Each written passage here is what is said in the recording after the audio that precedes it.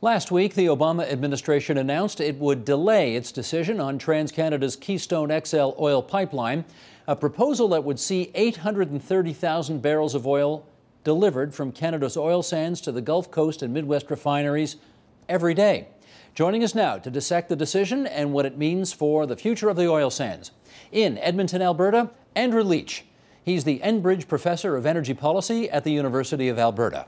And in Calgary, Alberta, Erin Flanagan. She's the oil sands analyst from the Pembina Institute.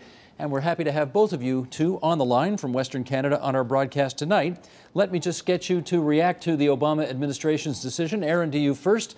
Another delay. What do you think? Well, Steve, I think this decision is consistent with the process that the U.S. State Department first outlined for the review of this project.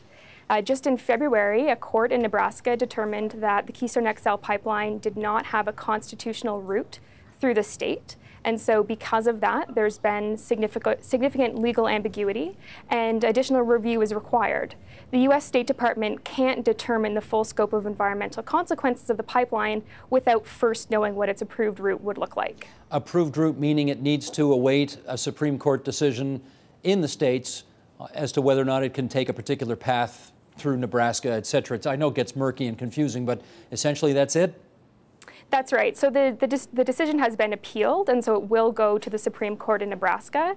There are a number of ranchers and landowners who are asserting that the pipeline would cause undue environmental damage to their property, and so those concerns will be determined in a court of law.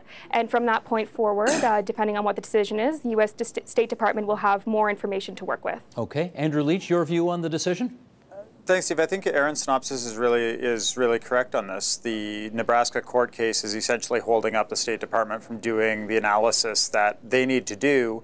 And I think from a process perspective, you don't want the government stepping forward and granting a permit for a pipeline when the route has yet to be determined. So when you overlay that with the what a lot of other people have been talking about, the November midterm elections and the political consequences of making a decision one way or the other now, I think it's probably expected this was going to happen at some point. Well, you've accurately anticipated my follow-up, which is there's environmental science, there's oil science, and then there's political science. And how much of the decision do you think relates to the latter?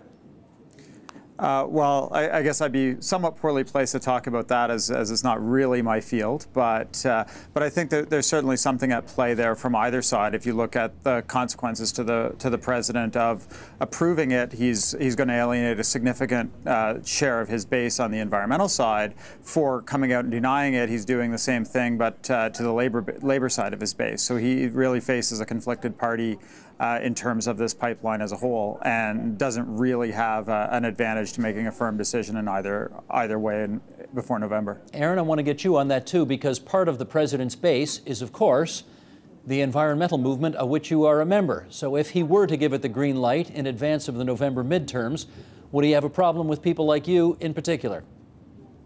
Well, frankly, I think it's disingenuous to say that State Department is playing politics here.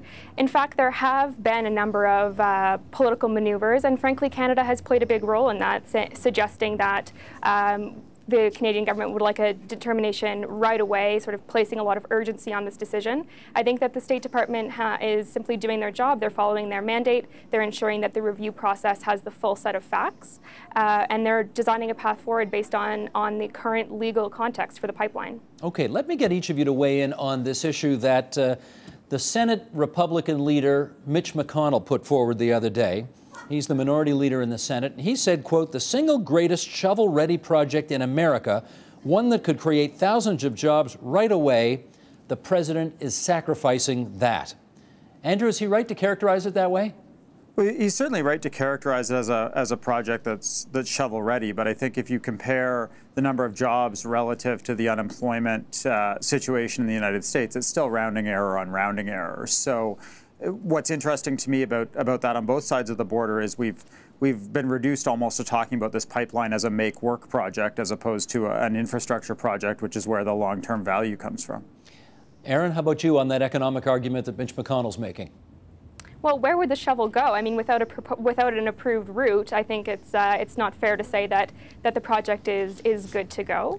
Certainly, I'm not going to debate that there aren't economic benefits for this project of this scale, but it's clear that that's not the only metric that the U.S. government, and particularly President Obama, is using to make this decision. Last year in Georgetown, he made it very clear that climate change would play a significant role in the ultimate national interest determination. And so it's not just about the number of jobs, both available during the construction phase, but also permanently. It's also about the environmental consequences and the greenhouse gas emissions that would be facilitated by filling the line itself. Having said that, Erin, you know, TransCanada came forward with its plans on this issue, I think almost a decade ago. Let me check the date here. February 2005, so it's more than 9 years ago.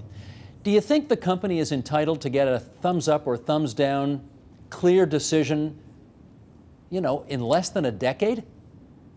Well, I don't think that TransCanada is necessarily entitled to anything. I think that the American people and Canadian people are entitled to a sufficient and robust review, and I think that what's gone on here is indicative of that.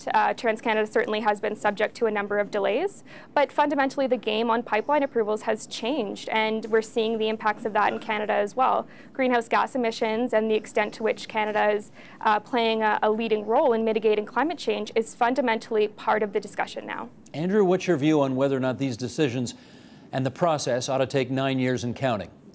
Well, I think from either side, we'd prefer that it didn't take 9 years, but you have to look and say who's at fault in some sense in it taking that long. And the initial pipeline proposal was essentially forced out of the regulatory process by people trying to force it through the regulatory process. And so it's disingenuous, I think, to characterize it as a 9-year process. For one, this is not completely different, but almost entirely different project than the initial proposal. Part of the initial proposal has already been built. So there are a lot of elements here that make it a little bit different than simply that they've been going through an endless single regulatory process for the same project. Okay, but having said that, Erin, this pipeline clearly has become a kind of a touchstone with the environmental movement. It is one of those, you know, if you are for it, you are a certain kind of person. If you are against it, you are a different kind of a person. It's become that kind of a litmus test. And I wonder, since you both agree that the economic impact of actually building the thing isn't all that significant, how did this become so important to the environmental movement?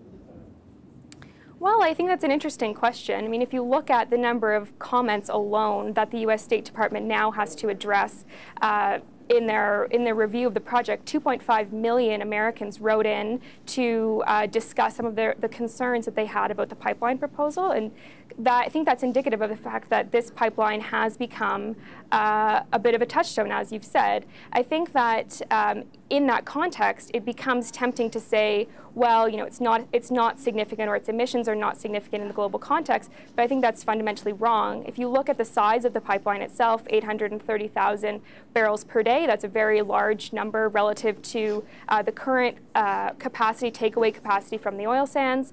This pipeline would play a significant role in facilitating future oil sands production. And so in that light, given the carbon-intensive nature of the bitumen resource in Alberta, this pipeline would play a significant role in facilitating additional greenhouse gas emissions, and that's just not consistent with a climate-safe future that many Americans and Canadians feel that the two countries should be striving towards. Andrew, just before I get you to weigh in on that, let me read the following that was in the New York Times just a few days ago. Here's the quote. In 2011, within the United States, electric power plants produced 2.8 billion tons of those greenhouse gases, while vehicle tailpipe emissions from burning gasoline produced 1.9 billion tons. By comparison, the oil that would move through the Keystone pipeline would add 18.7 million, not billion, million metric tons of carbon to the atmosphere annually. The Environmental Protection Agency estimated. In other words, the carbon emissions produced by oil that would be moved in the Keystone pipeline would amount to less than 1% of the United States' greenhouse gas emissions and an infinitesimal slice of the global total. So again, if all of those facts are in play, how did this get to be such a big touchstone in the country? I think you've hit the nail on the head, and this is where I'll disagree with Erin a little bit, that the material impact of the pipeline in terms of global greenhouse gas emissions or in terms of global oil production. I mean, if you say 830,000 barrels a day, it sounds like a big number, but that's in a world that just on crude oil alone uses 90-ish million barrels a day of crude, and then you add into that other related products. So this is a small drop in the bucket globally. You gave the numbers already, Steve, on greenhouse gas emissions. So how did it get to where it got to? It's a lot of people tying the future of the oil sands resource in some cases. So James Hansen used the term carbon bomb to describe the Keystone XL pipeline. And he said it's a carbon bomb because it's going to unlock the 2 trillion barrels of oil in the oil sands. Well, for Keystone XL to transport that much oil would take probably 10,000 years, which I think probably exceeds the lifespan of the pipeline by an order of magnitude or two. So do you think the environmental movement would be better advised to focus its resources elsewhere, given that the numbers, in some respects, the attention is disproportionate to the numbers involved? Well, I think that's a separate question, and that's one that's more about building movements than it is about actual material results to their actions. So if you say, has this pipeline and the objections to it put the question into living rooms of Americans that never would have thought about this? Has it tested Canadians in terms of how we feel about climate change? Has it got our government thinking about coherence between oil sands and greenhouse gas policies and targets and global actions? Absolutely. So I think from that point of view, the environmental movement, and Erin can speak to this better than I can, but I think they'd have to have it as an unqualified win, that it's a huge return on investment for them. And I don't think there's many people in the environmental movement who will say that blocking Keystone alone would have a material impact on greenhouse gas emissions. It depends a lot on what you think the follow-on to that would be. So, Erin, this is more about politics, building a movement, capturing public attention than the actual facts involved? Well, certainly I think that this is taking a pulse of social consciousness around the issue of climate change.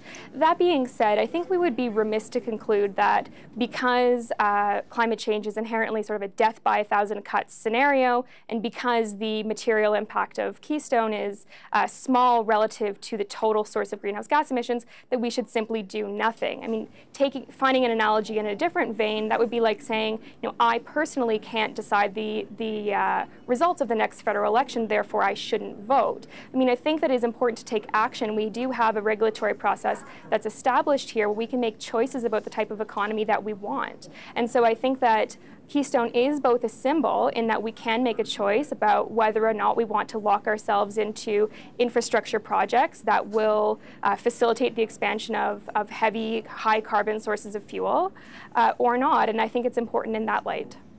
Sure, but to take your analogy a step further, you wouldn't also say we should run down people to try to get to the polling station because if I don't vote, we're going to be in a military dictatorship. And that's maybe the analogy taken to the level that some people have pushed it on this particular pipeline. I think it might be kind of cool to see people trampling over each other on the way to the polls. It might show a kind of a lust for democracy that we may need to see more often in this country. But put it this way. I like that. Erin, go ahead. Sorry.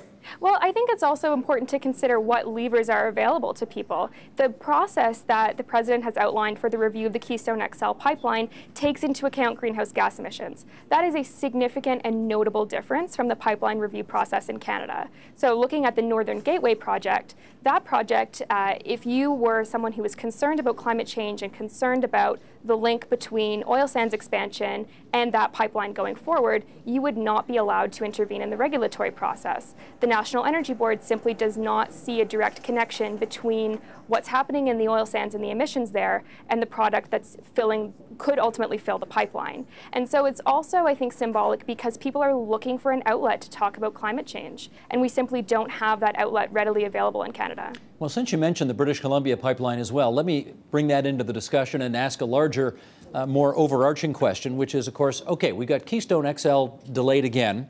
We've got Kitimat, British Columbia residents rejecting the Northern Gateway, which is the other one going towards the west coast. They rejected that one in a local plebiscite. You've got a New Democrat member of the federal parliament, Nathan Cullen, saying recently, how's that energy superpower thing working out for you? Suggesting that the strategy has completely backfired. Andrew, to you first. The Conservative government had certainly hoped that those two pipelines would certainly propel Canada even further as an energy superpower in the world. Has that attempt or that effort, do you think, been compromised by virtue of the blockages of these two pipelines so far? It certainly has hurt the Conservative government's vision for the future of the oil export business in Canada. But I think in a lot of ways the government's to blame for it. And Erin kind of hit on this a little bit by saying that the government's refused to have the conversation with Canadians about how oil sands fits in with other things Canadians care about. The climate change conversation and the oil sands conversation are completely separate issues, and that's become even more so since really the President's Georgetown speech to which Erin referred. I think the question for Kitimat, for Trans Mountain, for Energy East, et cetera, is really that one of having a more fulsome conversation with Canadians, being honest about, well, what does this mean? What is the goal on oil sands, or BC in LNG is the same conversation? What does it mean for our climate change targets? What does it mean for our climate change policies? And what are we prepared to do to make the case that this fits into the economic future that Canadians want? Well, Erin, what does it mean in terms of our efforts to become an even greater energy superpower in the world? Well, I don't think those efforts really have been bearing fruit for the current government. Unfortunately, over the past number of years with this Keystone XL review, the government has spent a significant amount of tax dollars on lobbying, a significant amount of money on advertising campaigns, but they haven't done a few really important policy things. They have not regulated the oil and gas sector. So in Canada, we do not have federal greenhouse gas regulations, which means that we are hearing from the President of the United States, we're hearing from our single largest customer that climate change is important and that greenhouse gas management matters. And we have not taken any substantive steps in terms of policy or legislation to address that. I think that there are a number of solutions available to the current government, both the federal government and the government in Alberta, to ensure that responsible oil sands development is occurring. Unfortunately, we just haven't seen the political appetite to take up those new policies. Well, let's do the follow-up on that, Erin. If this Stephen Harper Conservative government federally were seen around the world as a sort of a more, I'm not quite sure how to characterize this, but let's say a bigger player in the environmental movement, a more respectful player in the environmental movement, ironically, do you think that might have made getting these two pipelines through easier? Well, I think that any successful industry does have that element of public trust, and I question whether or not Canadians believe that the current government takes their job as environmental stewards seriously, and whether or not there is that public trust that the government is willing to regulate greenhouse gas emissions and make those sort of policy improvements in the industry. I mean, it's also worth noting that there are a number of other environmental consequences associated with oil sands production. I mean, in Alberta, we know very well that mining produces tailings, which is a toxic liquid product that's stored on the landscape. There are a number of consequences associated with that. Additional production means less landscape for critical species at risk. So we know that there are other metrics that are important too. And so simply just regulating greenhouse gas emissions is not going to be enough. We need to take a full picture, big picture view on this and ensure that we're hitting our targets around responsible oil sands development. Andrew, let me follow up to you with this. Sure. Environics, the surveying company, recently published the following. It said the perceived advantages of pipelines were economic, though few participants who were surveyed saw Canada as a whole benefiting from the pipelines being built. Instead, they tended to assume that any benefits would be going mainly to individuals getting short and medium-term pipeline building jobs or to oil companies' profits. It raises the question of whether or not whoever's responsibility it is to sell the merits of this have done a good enough job. What do you think? Well, I think the conclusions for the most part that Canadians reached in that survey are quite correct. When you look at building a pipeline, there's short-term jobs related to construction, and the reason why you build a pipeline is to get your product to market at a lower cost, which is going to increase the profitability of development. The benefits of that go roughly 50-50 in oil sands to corporate, provincial, and federal taxes, as well as oil sands royalties. So that's the one that was left out there. But that those royalties are only partially subject to equalization, so most of those stay in Alberta. And so for Canadians to look at it and say we're all going to benefit equally from building a pipeline. I think if any marketing campaign were pushing that, then it would be providing misinformation. It's going to lift all boats, just not all boats by the same amount. Gotcha. Got about a minute and a half left, so I need short answers from both of you on this one. Erin, to you first. This has turned into a real, you know, it's a messy debate now. If you're pro the pipeline, you're seen as you don't care about the environment. If you're against the pipeline, you're seen as being kind of airy-fairy, you don't care about jobs or the economy. Is there a way to get past those two stark contrasts? Absolutely. I don't think this ultimately needs to come down to a yes or no camp issue. I think that there, as I said earlier, there are a number of policy solutions available to government to ensure that we have meaningful environmental performance. You know, I personally would appreciate if we stopped talking about marketing campaigns and simply started talking about what real improvements on the ground would look like. And I think that's possible. We need the political ambition and the political will to make that a reality. Andrew, last word to you. I think we have to look back and see that this government did at one point put forward a pretty stringent plan, and it was slammed from all sides, from industry, from environmentalists, et cetera. And I think everybody looking back at it now would say, wow, look at a speech the Prime Minister gave in London in 2008, and you won't believe that it was given by Prime Minister Harper about climate change in the oil sands. And so I think, yes, you need the political ambition, but it has to come from the ground up. It has to come from Canadians, and that'll send the signal to the government that this is a worthwhile thing to stake some of their political capital on. Understood. I want to thank both of you for coming on the program tonight. Andrew Leach, the Enbridge Professor of Energy Policy at the University of Alberta. He came to us from Edmonton. Erin Flanagan, the oil sands analyst with the Pembina Institute, who came to us from Calgary. Good to have both of you on TVO tonight. Thanks so much. Thanks for having me. Support Ontario's public television. Donate at tvo.org.